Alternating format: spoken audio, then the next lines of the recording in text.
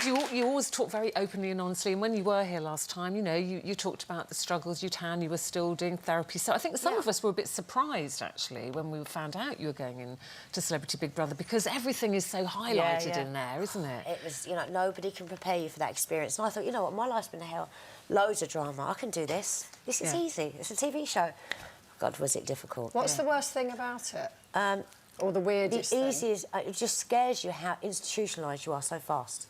You know, no watch, no concept of time, you don't see anybody else apart from the 16 people you're there with in that one voice. Don't know what's going on in the outside world. No idea about the outside world, which is why we had no idea about David Bowie dying. We just actually thought David Guest was very ill, because he was very ill. Yeah. Yeah, and I just couldn't work out. We got to the last week and they were saying, this is doing so well, the show, and it's great. I was thinking, why? We're so God, it was the most dramatic one, wasn't it? It really was so boring. Considering everything you've been through and maybe reservations you had about going into the house and being under that scrutiny, I thought you dealt with it so well. You were so calm most of the time. Oh, God, I was. But there was a few times I went in the bathroom and I was like, said to Gemma, I've got to get out of here. I'm going to kill somebody. Well, you did leave it a few times and come back again. No, I went out twice out the door and I was like, because they get me to the point where they said, look, if you do this and you get past this task, we're going to give you something from your kids and a letter from home. And people knew that, and then I was arguing with Steph anyway, and she knew it, and she took me out the thing, and I just went off. But I think everybody... We're on different pages at the same time, and everybody's up and down, and you know, it's very difficult. And you've got... I mean, you think about it, the house is so small. Yeah. I mean, the whole house, I mean, the bedroom's half the size of the studio. You've got 16 of you sleeping in there. That's what I couldn't bear. There is nowhere to go, Brian, nowhere to go. You did incredibly well and got to the final. I know, I couldn't believe everyone was it. really proud of. And I know Eamon and I talked to your son when we were on Big Brother. Yeah, he was so proud of you, because there were rumours, weren't there, before that you weren't talking and... Yeah, we'd argued before terribly because of my relapse. And Kai, you know, really took up the parent role and gave me some tough love, and really did fall out with me before that, and exactly what I needed, and got me back into therapy and everything. You know, and he's had his tough times with his life as well. When you say he gave you tough love, what did he have to say that made you kind of wake up? I can't do this, and I can't be around you when you're like that, and... Yeah, and he understood it, you know, because he's gone through his traumatic times. He's got bipolar and stuff, and he's a really good musician, and he works really, really hard. And he's like, you've got the whole world there, and I'm trying so hard in my record career. Yeah. You've got it all there to go to work with, and you're throwing it away. And how did you react to that? It made me fix up really fast. And what about your daughter? Because I know she's 14, and I think that's sort of the age that you freely admit you started...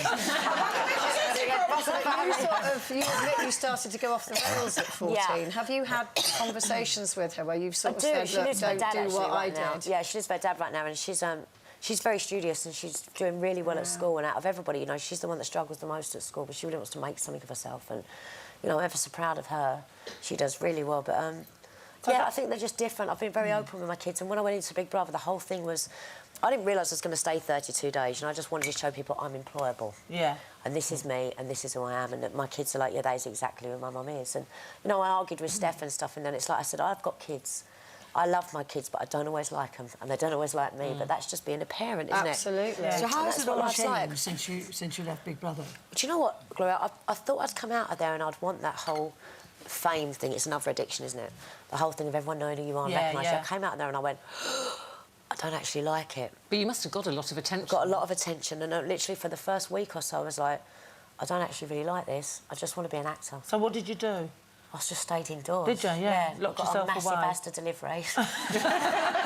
Stayed indoors and ate myself senseless. When I've not watched any of it back. When you go back into EastEnders, although you're being an actor again, that is a big juggernaut of a show, isn't it? Love that show. It's like but you were there, you were 17 when you went into that. I was 16. I mean, that is to get that famous overnight, literally. Oh, it was very different because we only had 4 channels then on the TV. Oh, you were such a young, innocent baby. How do you feel with everything that's gone on in your life watching I feel immensely lucky that I'm here and I'm still doing it, and, you know, I've still got that chance to go forward and go back, and I'm super excited because I didn't ever think that all the Mitchells back together, and for whatever the circumstances for Peggy's funeral...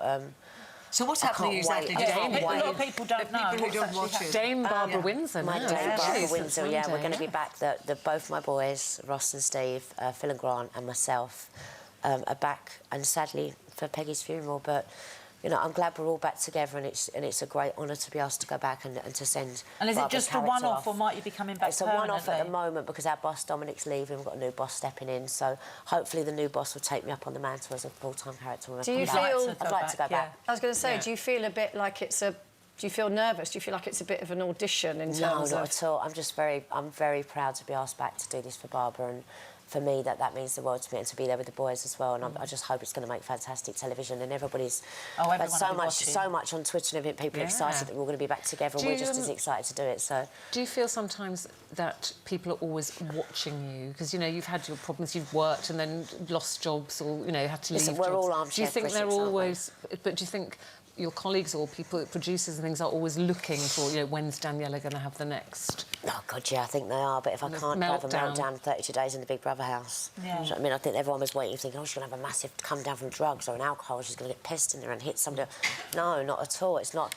it's just not me. And do you still have therapy? Because you talked last time you were here in December. You said, I still go for do therapy. that. Yeah, and I'm just seeing an amazing guy actually called George Valentino. He's actually a medium and a life coach, and he's helping some stuff out with me and working forward and about me just getting rid of all the stuff that's gone in my life, because it's me that holds on to it. Do you still sort of describe yourself as an addict?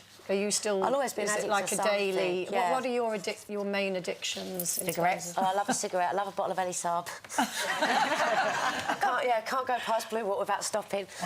All of them sort of things, But yesterday, at McDonald's breakfast, 10 minutes later, I stopped for another one. It could be anything with me. I love to work. I love to work and I love to move forward. Keeps you going, that keeps me going. And I think, for the grace of God, I am still here. I'm healthy. I'm still working. So while I'm still doing that, I'm going to keep going.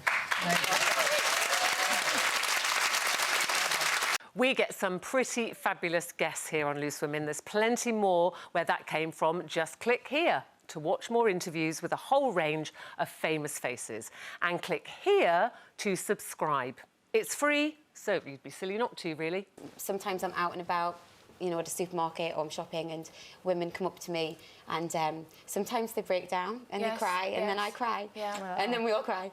And Faith said, why did she come up to you? Why are you crying, Mummy?